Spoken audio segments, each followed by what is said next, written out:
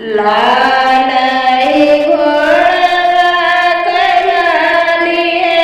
लगमिया की के ना पकड़ना है की के ना पकड़ना हमारे घोड़े के लगमिया की के ना पकड़ना आपने चौरवा से बोली दुर्गा मैया कि हम पकड़ना है कि हम पकड़ना तुअरे घोड़े के लगामिया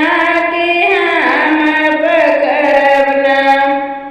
लालई घोड़वा कलाली लगमिया की के ना पकड़ना है की के ना पकड़ना हमारे घोड़े के लगमिया की के ना पकड़ना